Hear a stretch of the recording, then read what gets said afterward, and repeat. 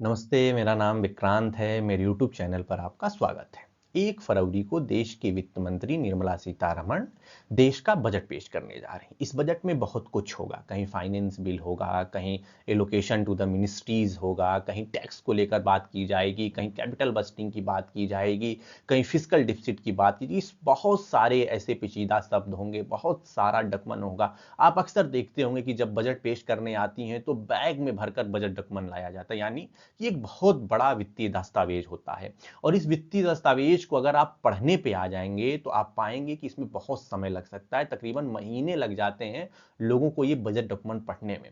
तो आज इस वीडियो ब्लॉग के माध्यम से हम ये समझने वाले हैं कि आखिर इस बजट को पढ़ते कैसे हैं, इस बजट को समझते कैसे हैं, और इसके लिए मैंने एक स्टेप बाय स्टेप गाइड बनाया है कि किस तरीके से आप बजट को सामान्य भाषा में सामान्य तरीके से बहुत ही अच्छे तरीके से समझ सकते हैं, इंटरप्रेट कर सकते हैं।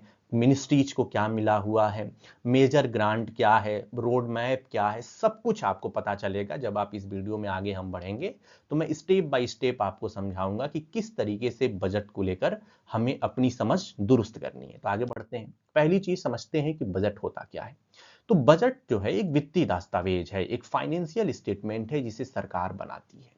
और यह बेसिकली दो चीजें बताता है। बजट को लेके दो चीजें हमेशा याद रखिए कि budget is a financial statement that provide the detail regarding what is the anticipated revenue, यानी कि अनुमानित आय क्या है, ठीक है, और अनुमानित खर्च क्या है। आप भी अपना बजट बनाते हैं तो ऐसे ही बनाते हैं कि भैया मुझे 5,000 रुपए महीने का मिलने वाला है और ये 5,000 रुपए मैं इन 10 चीजों में खर्च करने वाला हूं, ठीक।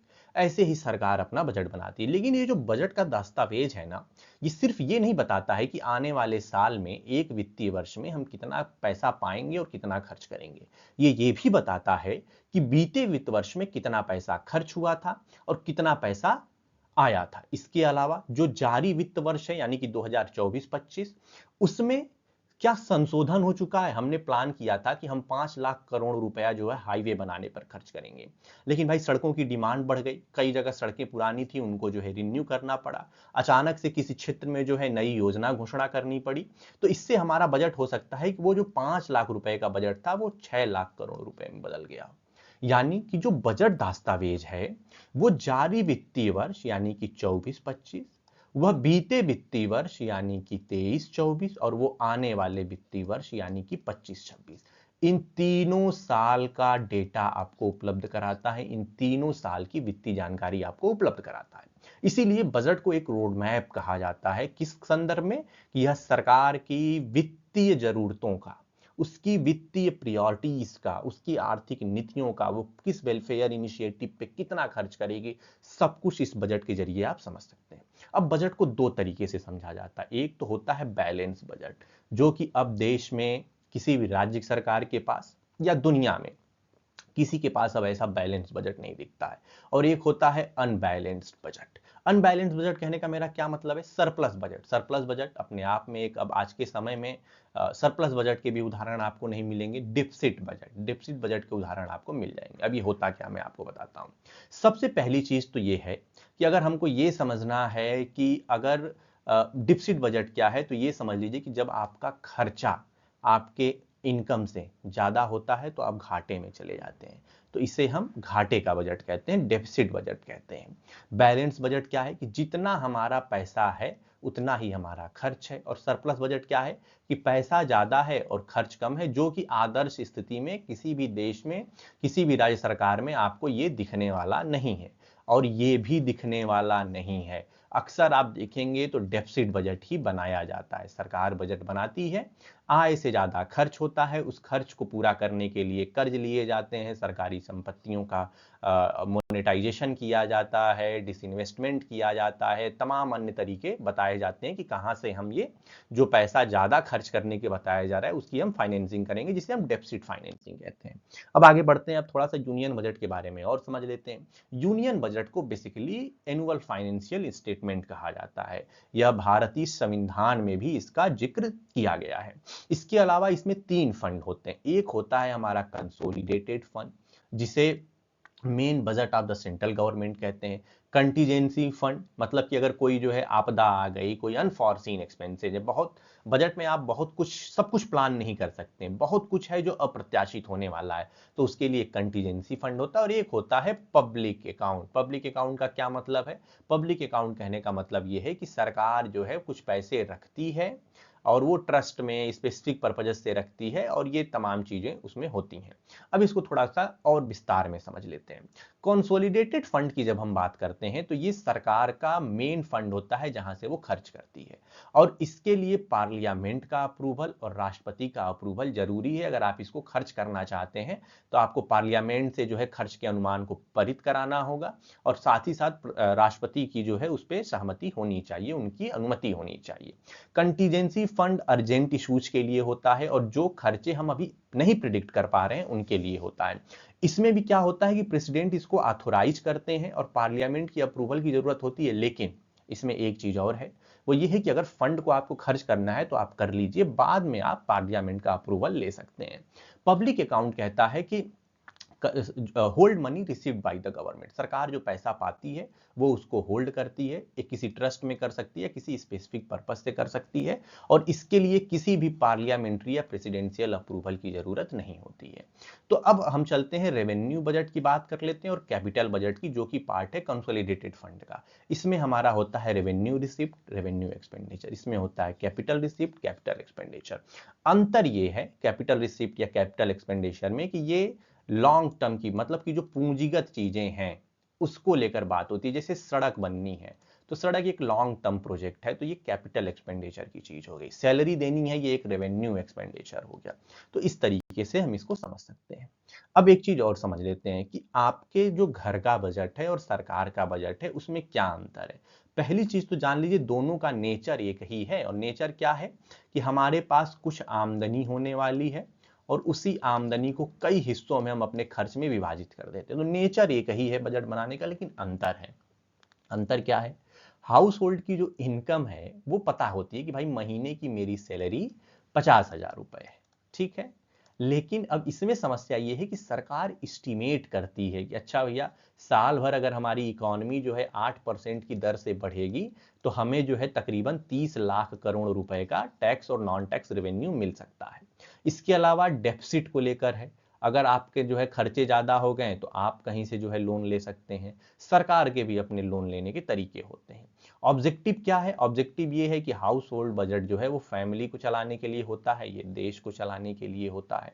और डॉक्यूमेंटेशन क्या है? तो भाई सब लोग अपना हिसाब किताब रखते हैं, हम अपना हिसाब किताब पर्ची बनाते हैं, डिटेल बनाते हैं, यहाँ खर्चा हुआ, इनको दिया उनको दिया, ऐसे ही सरकार भी अपने खर्चों को बनाती है। तो कई जगह हमको समानता भी दिखेगी और थोड़े थोड़े अंतर हैं, लेकिन नेचर एक ही है।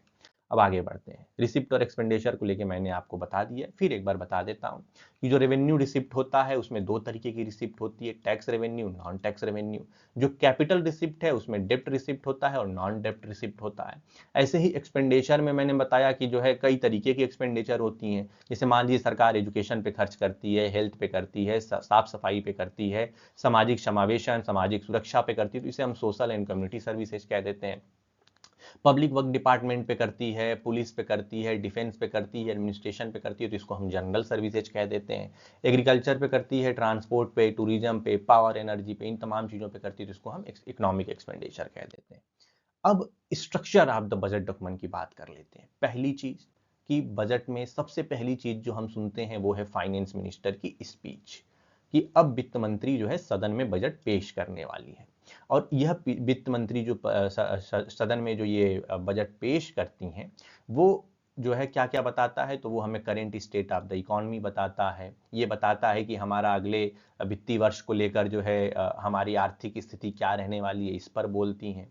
वो बताती हैं कि इस बार सरकार के लिए प्रायोरिटी क्या है, फोकस एरिया क्या है, क्या इंफ्रास्ट्रक्चर पे काम हो रहा है, हेल्थ केयर, एजुकेशन, डिफेंस, इन सारी चीज़ों पे तमाम जो बड़ी मिनिस्ट्रीज हैं उनके लोकेशन पे बात करती हैं। और अगर टैक्सेशन पॉलिसी में कोई बदलाव हो रहा है तो वित्त मंत्री निर्मला सीतारमण जी के जो है बजट स्पीच में आप इन सारी चीज़ों को सुनते हैं।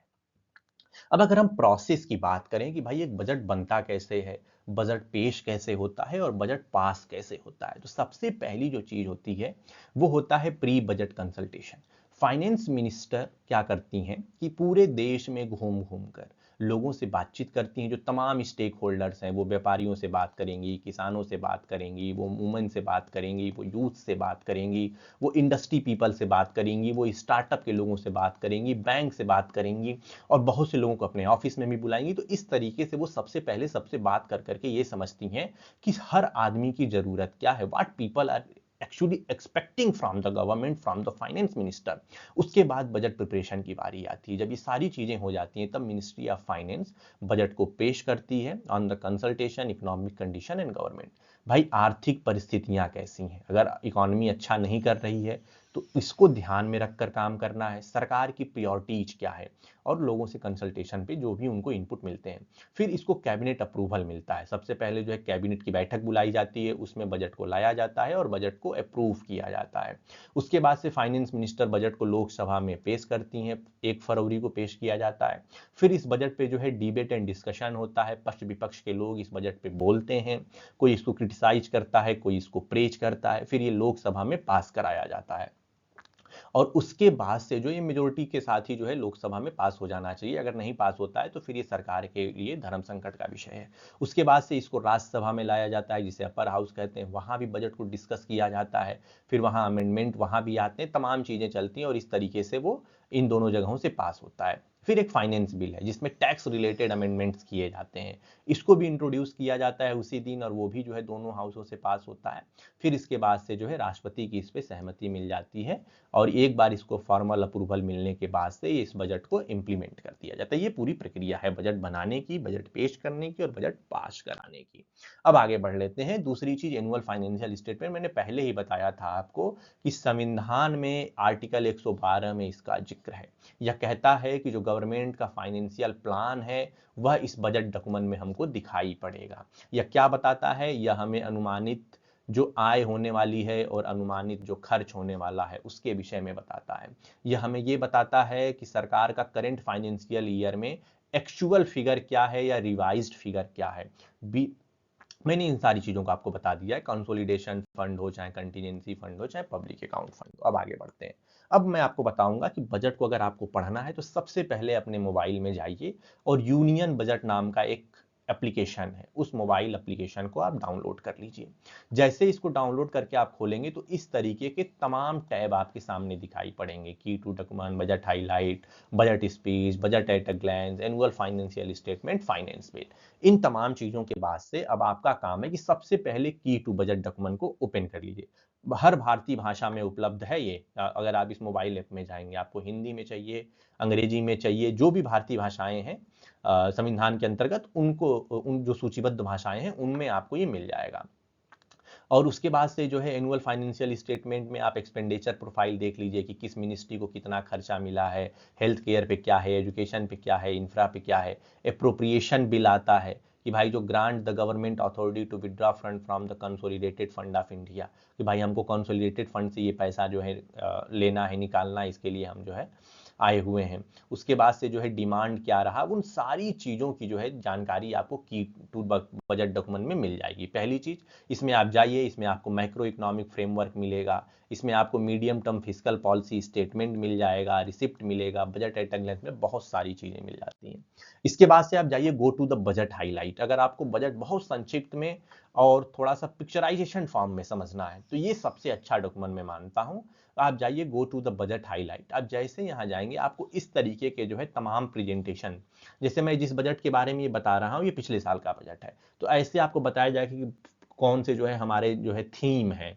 इस बार हमने जो है गरीब पे काम किया, फिर हमने जो है किसान पे काम किया, हमने युवा पे काम किया, हमने महिला पे काम किया। तो ये हमारे बजट का थीम था। इस बजट के थीम पे जो है क्या था, तो हमने एम्प्लॉयमेंट पे फोकस किया, स्किलिंग पे फोकस किया, एमएसएमई पे और मिडिल क्लास पे फोकस किया। तो इस तरीके से आपको पता चलेगा। पांचवा स्टेप ये कहता है कि आप बजट एट ग्लैंस पे जाइए। अगर आपको बहुत डीप समझना है बजट को तो आप बजट एट ग्लैंस पे जाइए, वहां आपको डेफिसिट स्टैटिस्टिक्स मिलेगा, मतलब सरकार कितना कर्ज लेने वाली है या सरकार कितने घाटे में रहने वाली है, उस सब कुछ आपको यहाँ डेफिसिट स्टैटिस्टिक्स में मिल जाएगा। बजट का प्रोफाइल क्या है, वो मतलब ऐसा है ना कि आपको एक एक इमेज में बता देगा कि पूरा देश का बजट है क्या। अभी मैं आगे बताऊंगा रिसिप्ट क्या है, एक्सपेंडिचर क्या है, और जो बड़ी योजनाएं चल रही हैं जैसे मनरेगा है, जैसे आयुष्मान योजना है, जैसे प्रधानमंत्री किसान सम्मान योजना है, इन सारी योजनाओं को लेकर सरकार कितना खर्च रख रही है, सारी चीजें आपको यहाँ पता चल जाती हैं। अब मैं कह रहा था ना, बजट प्रोफाइल देखिए और आपकी जो है पूरी तैयारी बजट की हो गई। बजट प्रोफाइल बताएगा कि इस बार का बजट 48.21 लाख करोड़ रुपए का है। पिछले साल के बजट का फिगर बता रहा हूँ। इसमें से ये बताएगा कि कैसे खर्चा होने वाला है। तो जो स्कीम चल रही है उस पे 20 लाख करोड़ का खर्च है। और जो ट्रांसफर, इस्टेब्लिशमेंट और अदर एक्सपेंडिचर हैं, चाहे उसमें कैपिटल एक्सपेंडिचर हो या सैलरी हो या जो भी चीजें हैं, उस पे 27 या कहें 28 लाख करोड़ रुपए का खर्च होगा। इसमें भी आपको ये बहुत ब्रेक करके बताएगा कि सैलरी पे 1.62 लाख करोड़ खर्च होगा, इस्टेब्लिशमेंट मतलब चीजों को बनाने पे 7.84, पेंशन पे 2.43 लाख करोड़ का खर्च है, जो हमें राज्यों को देना है वो 5.24 लाख करोड़ है, फाइनेंस कमीशन को 1.32 लाख करोड़ रुपए का दिया जाएगा। ऐसे ही जो है ऑटोनोमस पॉजिटिव, सरकार के बहुत से ऑटोनोमस इंस्टीट्यूट होते हैं, उनको वो 1.24 लाख करोड़ रुपया देगा और तमाम मदों में और खर्चे किए जाएंगे। ऐसे ये पैसा आएगा कहाँ से सरकार के पास? तो सरकार बताइए कि जो है टैक्स से हमको 25.84 लाख करोड़ मिलने वाला है। कैपिटल रिसिप्ट हमारी 16.91 लाख करोड़ की होने वाली है। नॉन टैक्स रेवेन्यू हमारी इतनी, मतलब इस पूरे एक फिगर में अगर आप ध्यान से देखेंगे तो आपको बजट के सारे आंकड़े मिल जाते हैं कि कहाँ क्या कैसे होने वाला है, सब कुछ आपको मिल सकता है। ठीक है, जैसे एक्सपेंडिचर में आप आगे बढ़ते जाइए, फिर ऐसे ही आप रिसिप्ट में कहाँ से कितना पैसा आएगा, कस्टम से इतना पैसा आएगा, जीएसटी से इतना आएगा, एक्साइज ड्यूटी से इतना आएगा, डायरेक्ट टैक्स यानी कि टैक्स ऑन इनकम से इतना आएगा, कारपोरेट टैक्स से इतना आएगा, ट्रांसफर जो आएगा एनडीआर फंड का वो इतना होगा, स्टेट का जो शेयर ऑफ टैक्सेज है वो कितना होगा, इन सारी चीजों से आपको पता चलता है। अब आप अगला काम करिए कि मिनिस्ट्री वाइज देख लीजिए कि मिनिस्ट्री ऑफ डिफेंस को कितना लाख करोड़ रुपया मिला, हाईवे बनाने के लिए कितना मिला, रेलवे को कितना मिला, कंज्यूमर अफेयर्स यानी कि खाद्य प्रसंस्करण मंत्रालय को कितना मिला, गृह मंत्रालय को कितना मिला, ग्रामीण विकास के लिए कितना मिला, आपके केमिकल और फर्टिलाइजर के लिए, कम्युनिकेशन के लिए, एग्रीकल्चर के लिए कितना पैसा किसको कितना मिला, ये आपको मिनिस्ट्री वाइज एलोकेशन में पता चल जाएगा।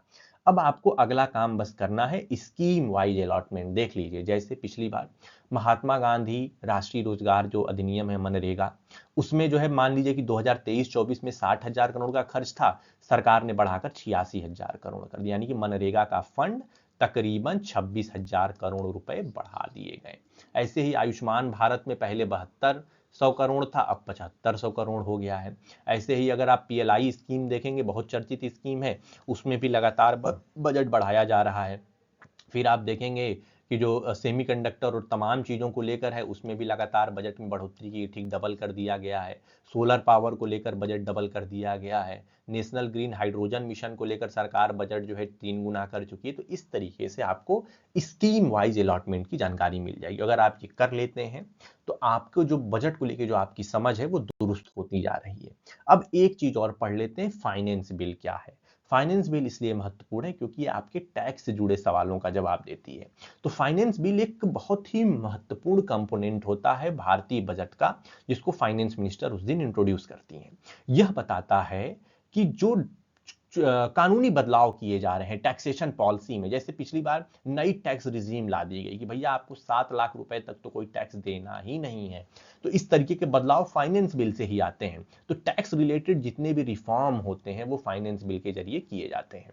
यह बताता है कि टैक्स रेट क्या होगी, क्या एग्जेम्पशन होंगे और क्या फाइनेंशियल रेगुलेशन होंगे। और इसको जो है पार्लियामेंट के दोनों हाउस से, upper house and lower house, Rajya Sabha और लोकसभा से पास कराना जरूरी होता है। तो जैसे मान लीजिए कि बजट है ना, अब बजट के 3 पार्ट हैं। एक है आपका फाइनेंशियल बिल, एक है आपका एप्रोप्रिएशन बिल और एक है आपका annual financial statement. Financial bill जो है वो get parliament permission to collect, इसको जो है पार्लियामेंट से हमें परमिशन लेनी है कि हमको टैक्स कलेक्ट करना है, तो हमें इसको पास कराना जरूरी है। ये बताता है कि जो सेंट्रली फंडेड इंस्टीट्यूट है अप्रोप्रिएशन बिल, उसको जो है परमिशन लेता है कि भैया हमको खर्च करना है। एनुअल फाइनेंशियल स्टेटमेंट के बारे में आपको पहले ही बता चुका हूं, क्या रिसिप्ट है, क्या एक्सपेंडिचर है, मैक्रो इकोनॉमिक फ्रेमवर्क क्या है, पॉलिसी प्रायोरिटीज क्या है, उन सारी तमाम चीजों की जानकारी आपको एनुअल फाइनेंशियल स्टेटमेंट मिल जाती है। तो ये आपके 9 स्टेप हैं। इस वीडियो के माध्यम से मैंने आपको बजट की तमाम पेचीदा चीजों को, बजट के पास करने की तरीके क्या होते हैं, बजट को कैसे समझा जा सकता है, कैसे क्या करना है, क्या देखना है, क्या नहीं देखना है। ऐसे करके अगर आप बजट करेंगे तो आपको बजट को लेकर आपकी बहुत अच्छी समझ विकसित हो जाएगी। आप बजट को इंटरप्रेट कर पाएंगे और बजट पर कहीं भी आप अगर बातचीत करेंगे तो आपको एक बहुत अच्छे तरीके से आप विषयों को रख पाएंगे और लिख पाएंगे। तो मुझे उम्मीद है कि आपको मेरा यह वीडियो पसंद आया होगा।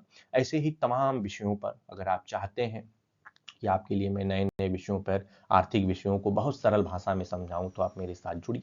मेरे चैनल को लाइक करिए, शेयर करिए, सब्सक्राइब करिए। मेरा नाम विक्रांत है। जय हिंद, जय भारत, जय लोकतंत्र। नमस्ते।